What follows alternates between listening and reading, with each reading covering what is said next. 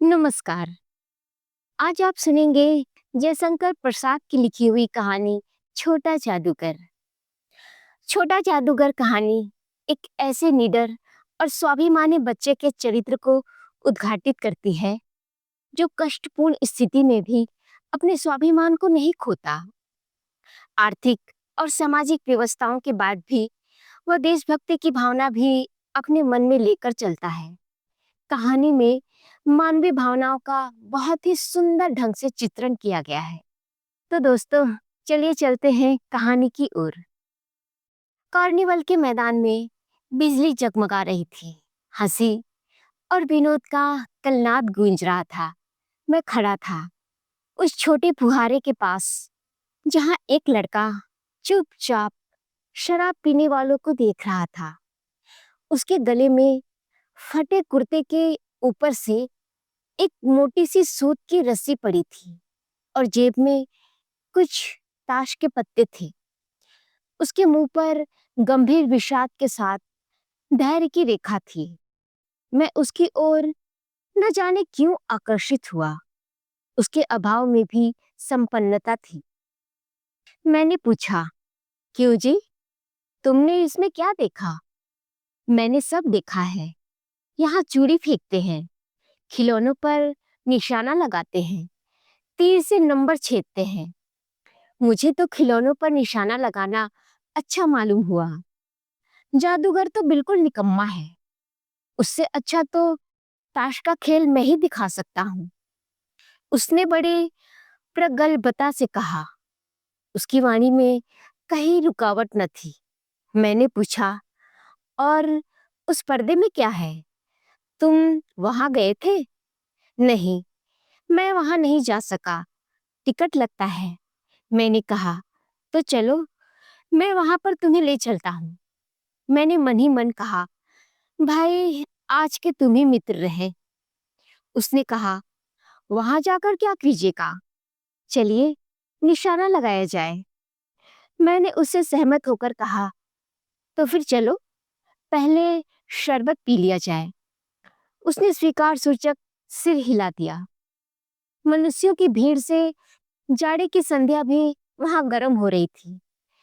हम दोनों शरबत पीकर निशाना लगाने चली। राह में ही उससे पूछा, तुम्हारे घर में और कौन है? माँ और बाबूजी। उन्होंने तुमको यहाँ आने के लिए मना नहीं किया? बाबूजी जेल में है। क्यों? देश के लिए, वह गर्व से बोला। और तुम्हारी माँ? वह बीमार है और तुम तमाशा देख रहे हो? उसके मुंह पर तिरस्कार की हंसी फूट पड़ी। उसने कहा, तमाशा देखने नहीं, दिखाने निकला हूँ। कुछ पैसे ले जाऊंगा तो माँ को पथ्य दूंगा। मुझे शरबत न पिलाकर आपने मेरा खेल देखकर मुझे कुछ दे दिया होता तो मुझे बहुत अधिक प्रसन्नता होती। मैं आश्चर्य से उस 13-14 वर्ष के लड़के को देखने लगा।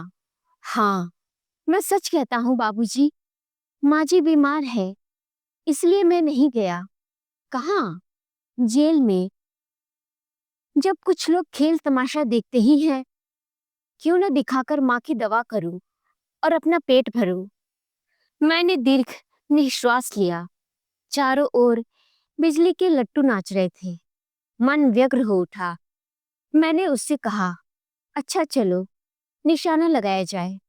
हम दोनों उस जगह पर पहुंचे जहां खिलौने को गेंद से गिराया जाता था। मैंने 12 टिकट खरीदकर उस लड़के को दे दिए। वह निकला पक्का निशानेबाज। उसकी कोई गेंद खाली नहीं गई। देखने वाले दंग रह गए। उसने 12 खिलौनों को बटोर लिया, लेकिन उठाता कैसे? कुछ रुमाल में बांधे, कुछ जेब में रख लिए। लड़के ने कहा, बाबूजी, आपको तमाशा दिखाऊंगा, बाहर आइए, मैं चलता हूँ। वह 9-2-11 हो गया। मैंने मन ही मन कहा, इतनी जल्दी आंख बदल गई। मैं घूमकर पान की दुकान पर आ गया। पान खाकर बड़ी देर तक इधर उधर टहलता देखता रहा। झूले के पास लोगों का ऊपर नीचे आना देखने लगा। अकस्मात किसी ने ऊपर के हिंडोले से पुकारा, बाबूजी। मैंने पूछा, कौन? मैं छोटा जादूगर। कलकत्ते के सुरम्य बॉटेनिकल उद्यान में लाल कमलिनी से भरी हुई एक छोटी सी झील के किनारे घने वृक्षों के छाया में अपनी मंडली के साथ बैठा हुआ मैं जलपान कर रहा था। बातें हो रही थी। इतने में वही छोटा जादूगर दिखाई पड़ा। हाथ में 4 खाने का खादी का झोला, साफ जांघिया और आधी बाहों का कुर्ता। मस्तानी चाल में झूमता हुआ आकर वह करने लगा, बाबूजी नमस्ते, आज कहिए तो खेल दिखाऊं। नहीं जी, अभी हम लोग जलपान कर रहे हैं। फिर इसके बाद क्या गाना बजाना होगा बाबूजी? नहीं जी, तुमको। क्रोध से मैं कुछ और कहने जा रहा था। श्रीमती जी ने कहा, दिखलाओ जी, तुम तो अच्छे आए, भला कुछ मन तो बहले। मैं चुप हो गया, क्योंकि श्रीमती जी की वाणी में वह माँ की सी मिठास थी, जिसके सामने किसी भी लड़के को रोका नहीं जा सकता। उसने खेल आरंभ किया। उस दिन कार्निवल के सब खिलौने उसके खेल में अपना अभिनय करने लगे। भालू मनाने लगा, बिल्ली रूठने लगी, बंदर घुड़कने लगा, गुड़िया का ब्याह हुआ, गुड्डा वर काना निकला। लड़के की वाचालता से ही अभिनय हो रहा था। सब हंसते हंसते लोट-पोट हो गए। मैं सोच रहा था, बालक को आवश्यकता ने कितना शीघ्र चतुर बना दिया है। यही तो संसार है। ताश के सब पत्ते लाल हो गए, फिर सब काले हो गए। गले की सूत की डोरी टुकड़े टुकड़े होकर जुड़ गई। लट्टू अपने से नाच रहे थे। मैंने कहा, अब हो चुका, अपना खेल बटोर लो, अब हम लोग भी जाएंगे। श्रीमती जी ने उसे 1 रुपया दे दिया। वह उछल उठा। मैंने कहा, लड़के, छोटा जादूगर कहिए, यही मेरा नाम है, इसी से मेरी जीविका है। मैं कुछ बोलना ही चाहता था कि श्रीमती जी ने कहा, अच्छा, तुम इस रुपए से क्या करोगे? पहले भर पेट पकौड़ी खाऊंगा, फिर एक सूती कंबल लूंगा। मेरा क्रोध अब लौट आया। मैं अपने पर बहुत क्रुद्ध होकर सोचने लगा, ओह, कितना स्वार्थी हूं मैं। उसके 1 रुपया पाने पर मैं ईर्ष्या करने लगा था ना। वह नमस्कार करके चला गया। हम लोग लता कुंज देखने के लिए चले। उस छोटे से बनावटी जंगल में संध्या साए साए करने लगी थी।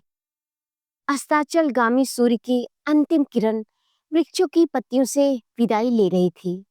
एक शांत वातावरण था। हम लोग धीरे धीरे मोटर से हावड़ा की ओर आ रहे थे। रह रहकर छोटा जादूगर स्मरण होता था। तभी सचमुच वह एक झोपड़ी के पास कंबल कंधे पर डाले मिल गया। मैंने मोटर रोककर उससे पूछा, तुम यहाँ कहाँ? मेरी माँ यही है ना? अब उसे अस्पताल वालों ने निकाल दिया है। मैं उतर गया। उस झोपड़ी में देखा तो एक स्त्री चिथड़ों से लदी हुई कांप रही थी। छोटे जादूगर ने कंबल ऊपर से डालकर उसके शरीर से चिपटते हुए कहा, माँ। मेरी आंखों से आंसू निकल पड़े। बड़े दिन की छुट्टी बीत चली। मुझे अपने ऑफिस में समय से पहुंचना था। कलकत्ते से मन ऊब गया था। फिर भी चलते चलते एक बार उस उद्यान को देखने की इच्छा हुई। साथ ही साथ जादूगर भी दिखाई पड़ जाता तो और भी। मैं उस दिन अकेले ही चल पड़ा। जल्दी लौट आना था। 10 बज चुके थे। मैंने देखा कि उस निर्मल धूप में सड़क के किनारे एक कपड़े पर छोटे जादूगर का रंगमंच सजा था। मैं मोटर रोककर उतर पड़ा। वहां बिल्ली रूठ रही थी। भालू मनाने चला था। ब्याह की तैयारी थी। यह सब होते हुए भी जादूगर की वाणी में वह प्रसन्नता की तरी नहीं थी। जब वह औरों को हंसाने की चेष्टा कर रहा था, तब जैसे स्वयं कांप जाता था, मानो उसके रोए रो रहे थे। मैं आश्चर्य से देख रहा था। खेल हो जाने पर पैसा बटोरकर उसने भीड़ में मुझे देखा। वह जैसे क्षण भर के लिए स्फूर्तिमान हो गया। मैंने उसकी पीठ थपथपाते हुए कहा, आज तुम्हारा खेल जमा क्यों नहीं? माँ ने कहा है कि आज तुरंत चले आना, मेरी घड़ी समीप है। अविचल भाव से उसने कहा, तब भी तुम खेल दिखलाने चले आए?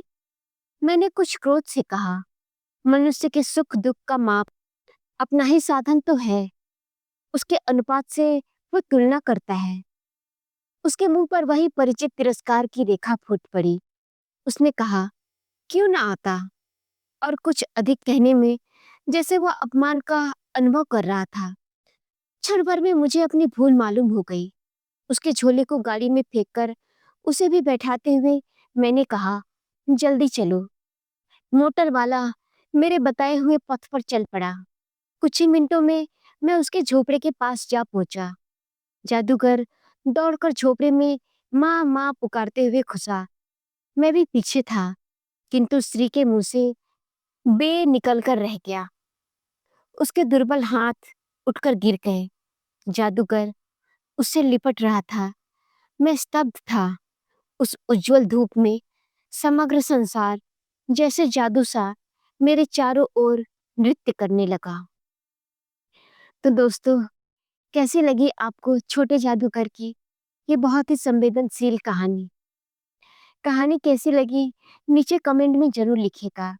चलिए मिलते हैं अगले अंक में एक और नई कहानी के साथ। तब तक के लिए नमस्कार।